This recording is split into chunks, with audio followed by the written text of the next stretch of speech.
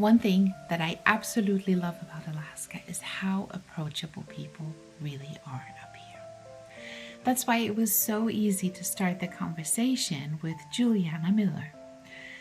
I only knew her because she is on my Instagram. I kind of stumbled upon her and I was so inspired by her creativity and by all her fun posts about her blobs and about her books and just life in general. And so I contacted her. I wrote her a message, a personal message, and I said, hey, I'm doing this documentary. I see you live in Fairbanks. I think you are really cool.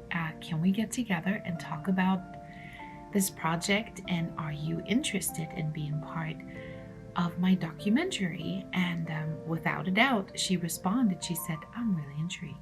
Come on over. Let's have coffee. And that's how everything started. And shortly after, she invited me to her cabin at Pioneer Park, and we filmed a really wonderful interview together. And then I was invited into her garage when she was molding new blobs. And I felt so special because I was allowed to just look behind the scenes, and I was allowed to film there as well. So what are blobs? Well, I guess you find out. Ready or not, here is my second documentary, and I hope that you enjoy it.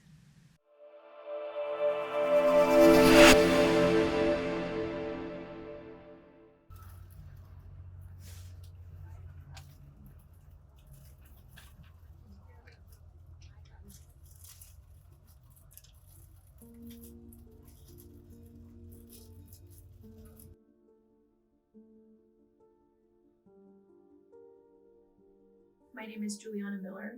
I grew up here in Fairbanks. I was born and raised here and went to school at Weller Elementary, and then I went to Fairhill Christian School where I graduated in 2007. I would say I enjoyed growing up here because I didn't know anything different. Now that I went to school in Idaho, I got my degree in advertising in 2011, and when I left, when I came back, I was like, wow, winter here is really hard.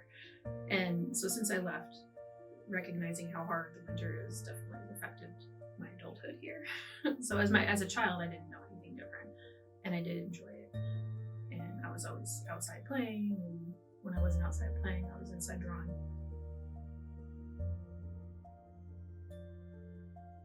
One of my favorite memories was laying out in the driveway at like 7 o'clock at night and staring up at the sky, looking at the northern lights. And I remember it was like the first time as a child, I was probably like 8 or 9 maybe. And that was the first time that I truly like recognized the beauty of Alaska.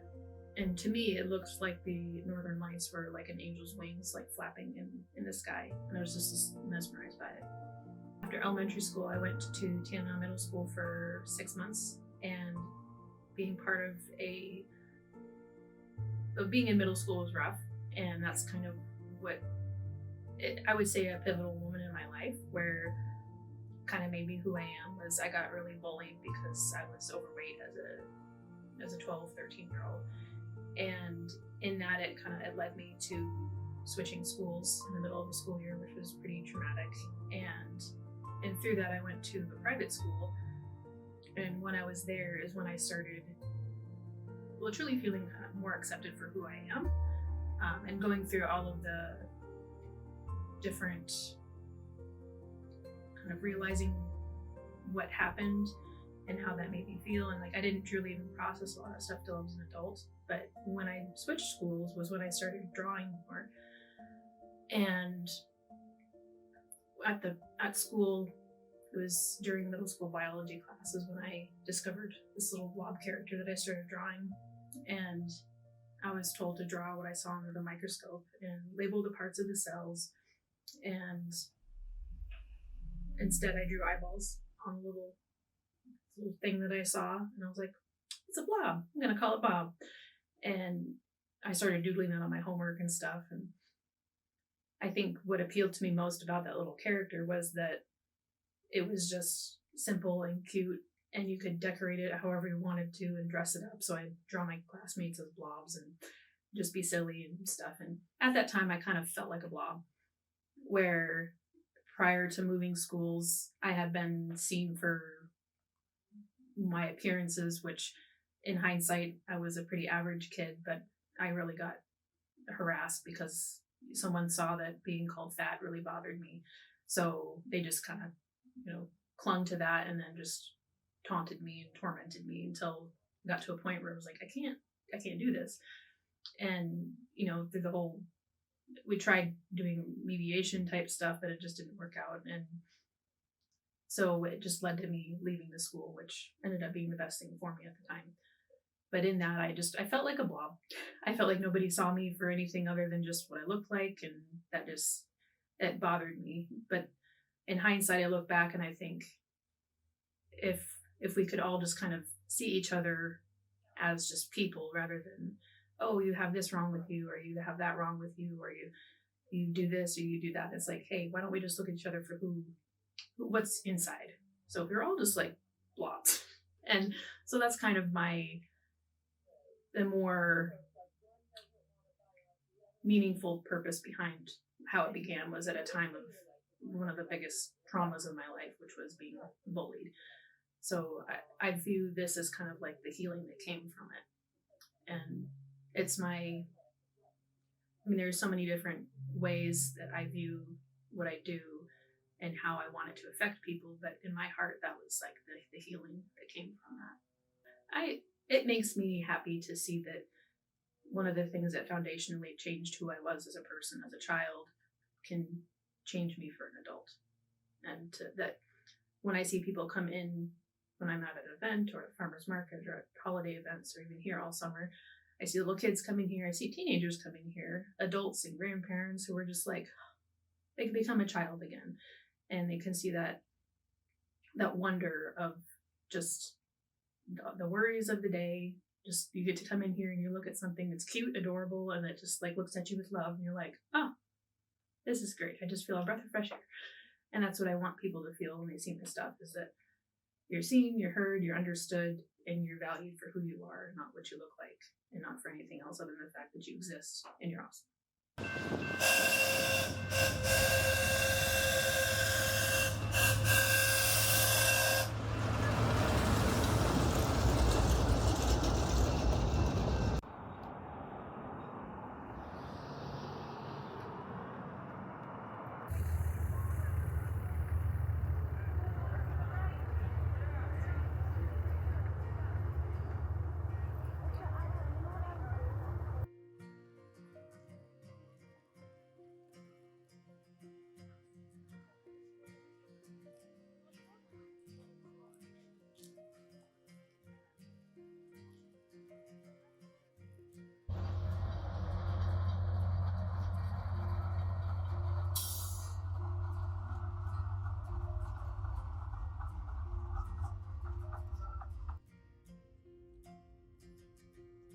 I started doing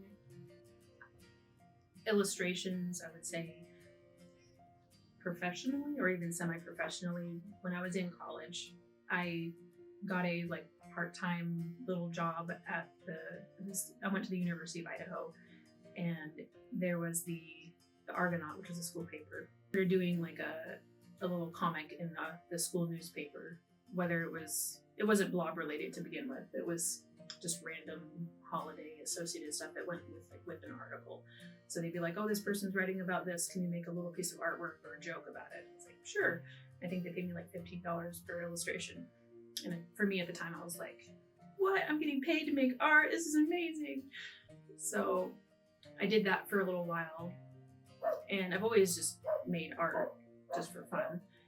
And so after college, I moved back to Alaska from Idaho, and I got a job at the Fairbanks Daily News Miner as a layout artist. So I put together little ads in the newspaper, and that was just what I did.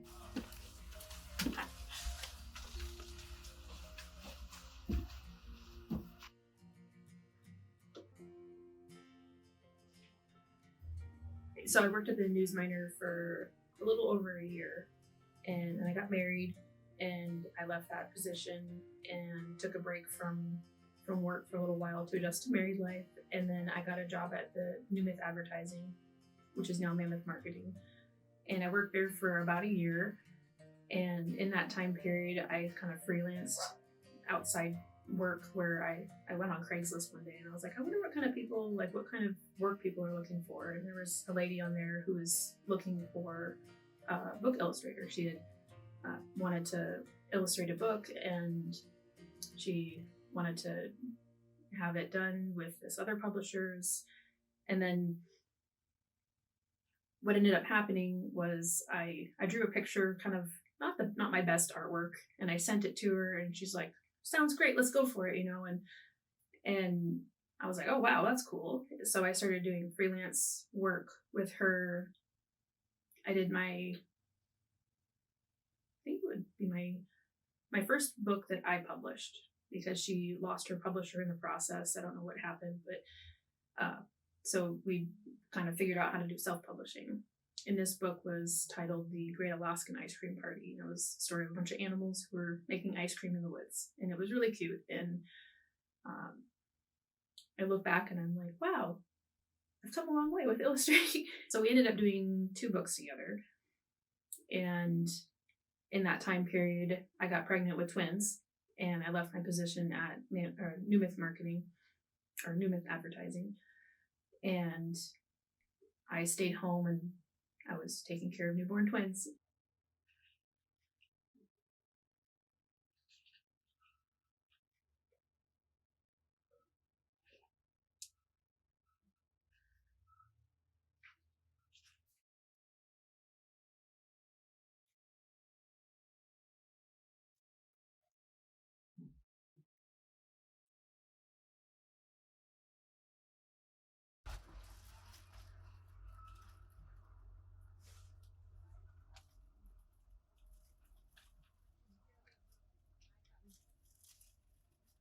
So when I finished her book, The Alaskan Foxtails, I kind of took a break from art in general because I got really overwhelmed and was very busy taking care of twins.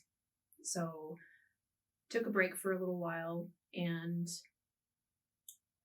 I kind of explored different things as my kids got older. Like I kind of dabbled in photography a little bit, and I tried to do that. I did some photo shoots here and there, and it was fun and exciting, but it wasn't quite what stirred my heart. And it wasn't until my kids were 4, so it was a couple years later, it was 2018, I had a friend of the family who reached out and said, hey, are you still doing children's books illustrations? I have a friend who was looking for someone to do some art for her books. And so we got connected, and her name was Kim Ivy. She worked at Midnight Sun Elementary as a kindergarten teacher, and she had me illustrate her first book. The Snow Gear Song was a story about the proper order to put your snow gear on for little kids, and it's sung to Frere Jacques, and it's like snow pants first, bend your boots. And it's a really sweet little story, to just because she's like, you have 20 plus kindergartners all trying to put their snow gear on. They all put their boots on first, and then they put their gloves, and you're like, okay, we have to take your boots off and put our snow pants on first. So that was a fun little story. It really gave me kind of the confidence that I was like, oh, people actually like what I do. And then because of the experience I had self-publishing with the prior author that I worked with, I was then more confident in my ability to say, hey, I can publish this for you too. So it made it a little more appealing to say, I know how to not only illustrate it, but I can do the formatting and publish it for you. And I kind of started that working relationship with her, where she then went on to do 5 books with me before she passed away of breast cancer this last year. And I didn't really realize it at the time, but that was something that she knew. I think that she was not going to make it, and so she wanted to make sure that the things that she wanted to leave to her students were something that she could pass on to them. And that really kind of changed the way that I view what I do for people. not just a job, it's a legacy that I can let people leave behind. And in that time period, I had more people coming and being like, hey, oh, could you do a book for me too? And I did one for a lady at UAF who was, for her master's project, was getting her master's degree in social work. And she's like, hey, I wanted my final project to be a book. Can you do the illustrations for it? So I published a book for her, did the art for it. It's What is Bipolar Disorder? And it's a book for kids about kids whose parents have bipolar disorder. And it helps them kind of walk through the different ways that might look for a child, and then the questions they might have, and then the things that they would really need to hear about, like, hey, this isn't because of you. This is nothing to do with you. It affects you, but it's not you. So I did a couple other books for other people, and then I had a friend from church ask me, she's like, why aren't you making your own books? She's like, you're making books left and right for other people. What about you? And I was like, oh, that's a really good question. Like, why haven't I made my own books? I hadn't really thought of that. So that kind of sparked the idea of making my own. And I thought, well, if I'm going to make books, it's going to be about blobs.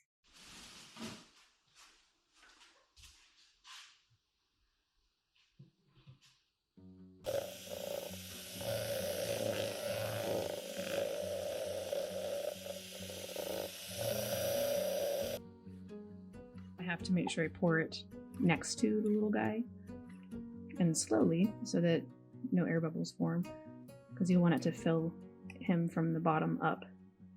That way it just kind of fills in all of the extra space.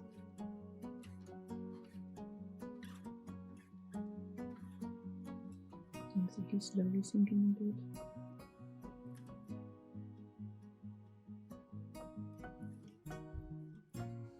So I never make more than 10 mils of it at a time, because I can't pour it and mix it fast enough within that time in order to not waste it.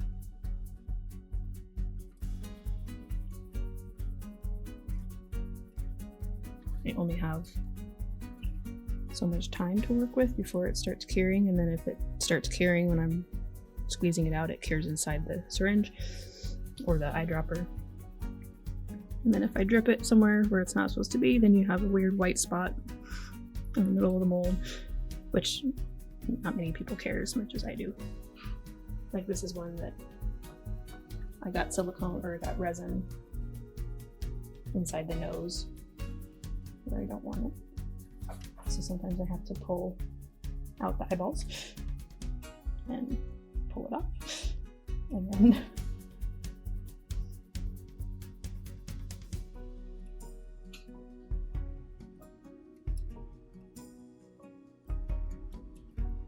trim up. And luckily I don't have to do that to all of them. There's just certain molds that there's the ones that I probably want to remake that are a little harder to work with, and then I just try to put it back how it came out. Dump a little glitter in there. And then I have glow powder, so I'm going to put a lot of glow powder in there because it's fun when they glow in the dark.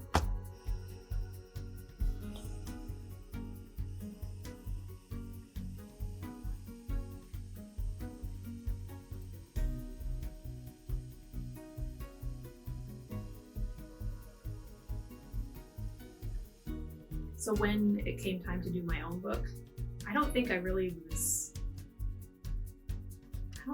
went into it being like, I'm going to make a book. I'm going to do it now. I'm going to sit down and write it. But I did have a guy from church, one of our church groups, who was like, man, I want to do the story of Jonah, but I want to make it in like illustrative, like where you can put a picture up and then people can do sound effects and you can have voiceovers. So it's like a live action slideshow play story time kind of thing. And I was like, oh, I'd love to do the art for that. So I started drawing it, and I got stuck on the first picture of like Jonah praying. And it was like, I wasn't feeling it. I was like, I have literally no inspiration. I'm just feeling like when it came to the art. And then I had this idea. It just kind of popped in my head, and I was like, what if I did it in blobs? What if I drew the story of Jonah as told by blobs. And this guy is, he's in it is like a grandpa, and I was like, I don't know if he's gonna like that. Like, I wonder what is he gonna think about this. So I asked him. He's like, I love it. Draw it in blobs. So that was the only encouragement I needed. So then I just busted that book out, and that was my first book that I made for myself, which was the Blob Book of Jonah.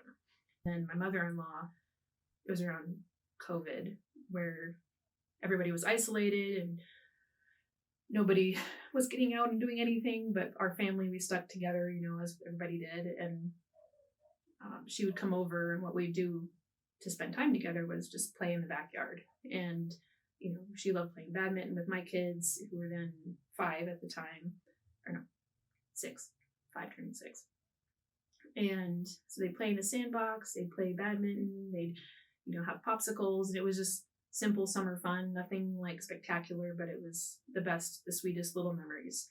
So, and she had, one of the books that I had done prior was 5 Little Ravens for her. So she made that as a project for her, for some university degree, or for university classes that she was working on. One of the assignments was make a story, like a children's story, because she was working on classes for early childhood education.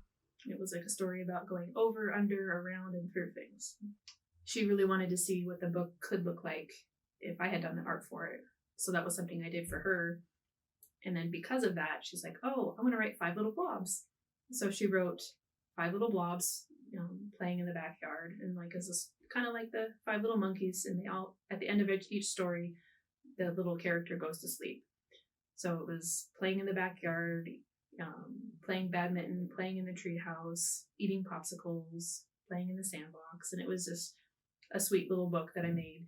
And that was my other blob book that I made. And it kind of just began this, like, oh, I can make blob books out of anything, like anything I want. So I did table manners for my kids. And then I did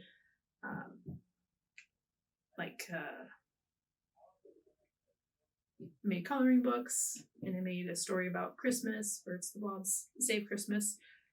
I roped my husband into writing that one for me because he has a way with words. And I made one for my nephew, which is Billy Blob Brave, about trying new things and being brave when it comes to eating different foods. And that just kind of started a whole cascade effect of me just wanting to make lots of blob books about everything. The most beautiful thing is that God gave me this dream as a child, which, when you talk about, like, I knew what I wanted to do since I was a kid. I'm like, I always knew I wanted to be an artist. And I always have wanted to do creative things. And I've always been one of those kids that just out like, just do it, let's go for it. And so when I started drawing blobs, like, they stuck with me. Like, I couldn't get rid of them. Like, I doodled on homework. I made, as a child, as a teenage child, I guess, as a teenager, I made what I called the Book of Blobs, where it was just a notebook that I filled with different blobs that I'd drawn during class. And my friends in class would be like, oh, draw this one, draw that one. And I kept it, and I still have it. And it's one of those things where I'm like, I'll never get rid of you. You're my first little blob book. And for all of my life, I've shared it with my friends. And it's not something that I'm like, I'm going to do something with this someday. It's like, I draw blobs. Aren't they cute? And they're like, that's so ridiculous. I love it. And I never thought of doing anything with it, but it's always been there. And I've always felt like this push in my heart of like, do something with it. Go somewhere with it. I'm like, no, it's too stupid. Like, it's too ridiculous. Like, nobody's going to want that. But literally every person that I've shown it to has been like, I love this. And I'm like, waiting for someone to tell me, don't do that, it's stupid. But nobody does. And this is kind of what I've done so far, has been just a culmination of me not waiting for anyone to give me permission anymore. Because I waited for everybody all my life to give me permission to be who I was. And then through a couple years of therapy and getting some different perspectives and working through some of the stuff that I've gone through as a kid, I realized that nobody's ever going to give me permission. I'm just going to kind of have to go for it myself. And then if it's something that I want to do and that, really speaks to people's hearts, then it'll go somewhere. So I've never gone into this expecting anything more than just having fun and talking to people, connecting with people, and maybe helping people understand that, like, you may go through some rough times in your life, but beauty can come out of it, and everything that you go through is a stage. Is just, this too will pass. That's one thing that I've really stuck with, is like, good times come, good times go, bad times come, bad times go. And one of the things that really, really affected me through, just having kids and going through this stuff, just growing up, just being a human, part of the human experience, has been that, what's the worst that could happen? I made it through the worst that I've gone through. I'm still here. And the fears that I have about what could happen don't need to keep me from trying and going for it. And I'm just having fun doing the things that speak to my heart. And then people come and give me suggestions for what I could do next. And that was part of I did my first event as COVID was coming, or we were coming out of COVID basically. And the Women's Affair event was it was discounted. So normally it'd be a couple $100 more. It was a couple $100 less, trying to get more vendors, new people to come out and be like, hey, let's get back in the community. So I was like, oh, no time like the present. So I bought some tablecloths, got some tables, and put my books out on the table with some of my paintings. And I made this little diorama with blobs on it to bring attention to the blob books that I've done, because I was like, that's my heart. I was like, I want to draw blobs. And I didn't do anything more than that. But when I did that event, I had no idea how to talk to people. I was super like, there's books here. You want to buy them? No, you don't have to. Like that was how and then one of my friends, her name is Jo, she came with me and she's like, have you heard of my friend Juliana? She makes all these books. Aren't they wonderful? I just love them. And look at this cute little character. And I was just like, whoa, what? And she taught me how to be confident. And it took a while. And like looking back, I didn't do very well at that event. But it was the first event after COVID. I didn't lose money. I just didn't make much.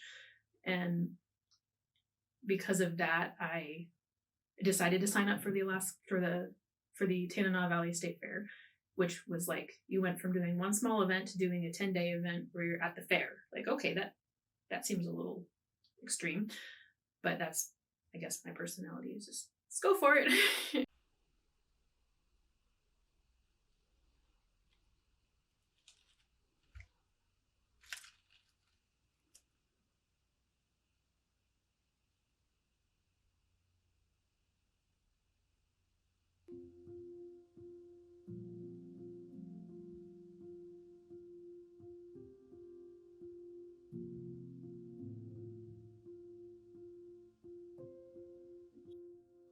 Some people have these little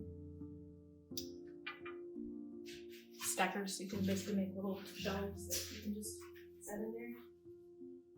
It took me so long to actually use the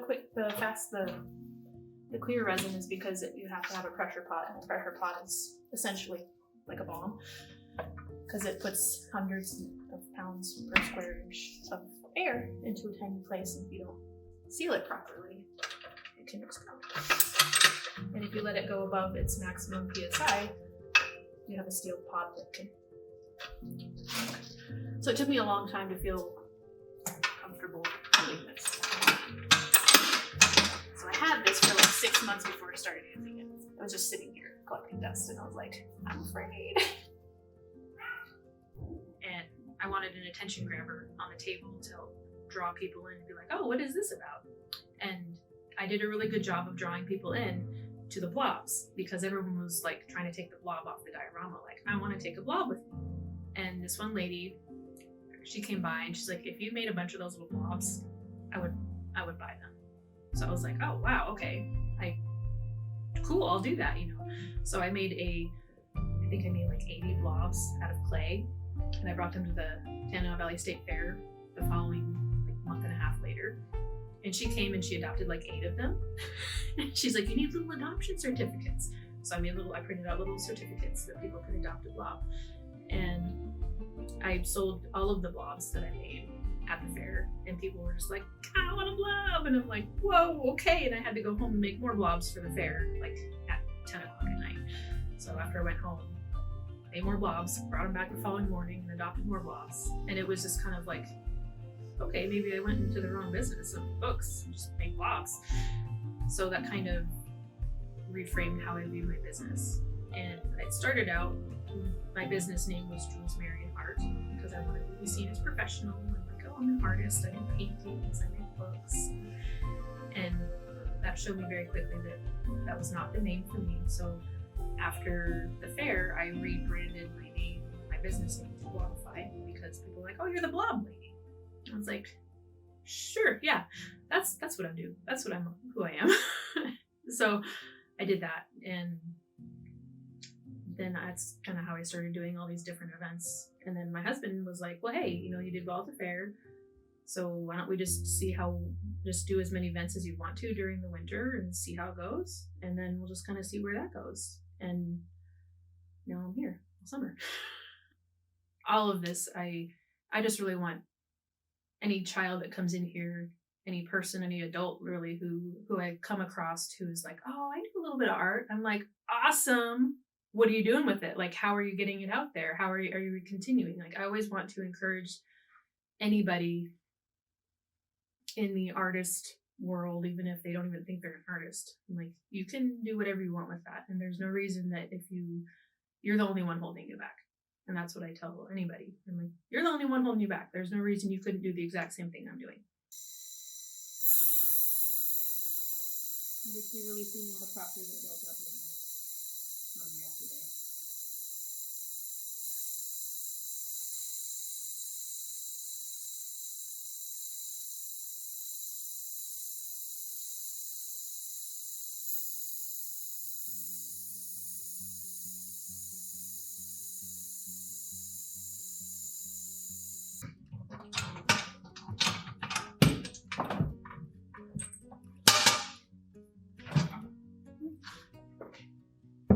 I would like to teach my kids through what I do is that you can follow your dreams wherever they'll lead you, and that when you grow up, you don't necessarily have to lose the wonder for little things, that you can enjoy life, you can explore, and that all the learning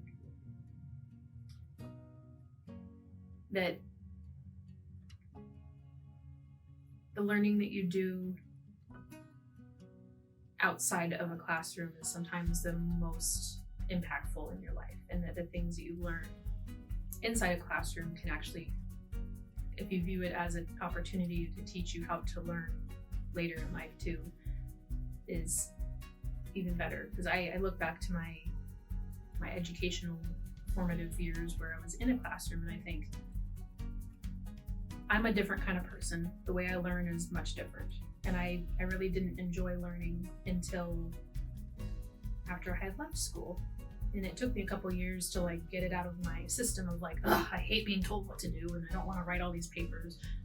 I just want to learn about making things. I want to learn by doing.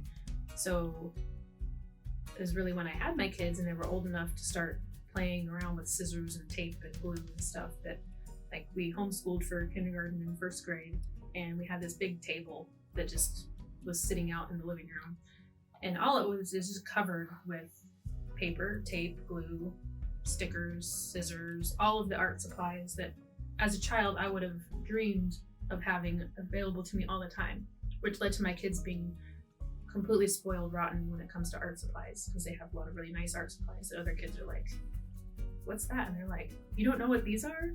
And then they go to my family's house and they're like, we don't use crayons, we use fancy markers. And so I've spoiled them.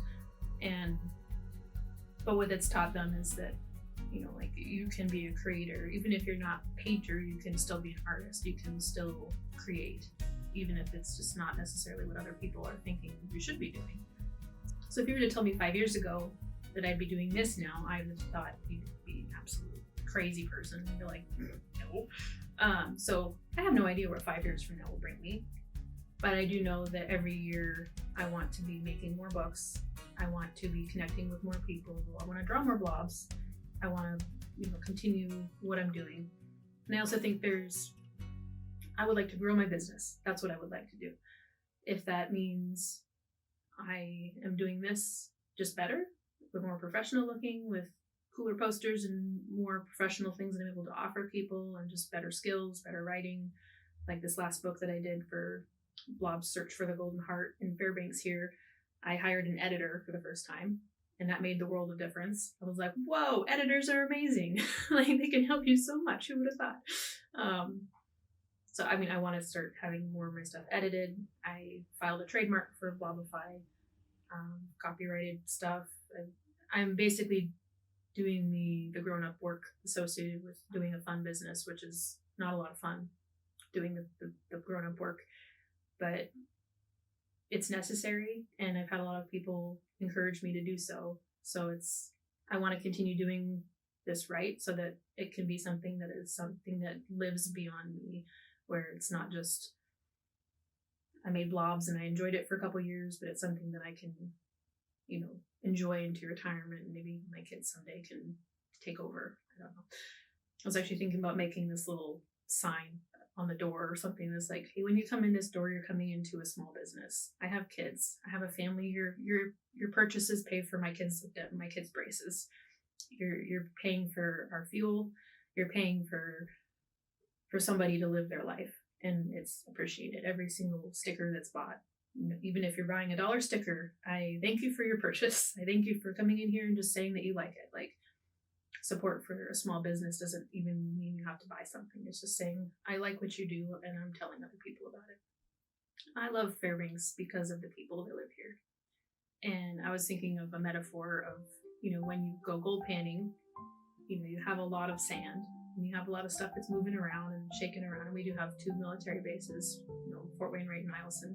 There are a lot of people coming and going, but there are a lot of people that stay.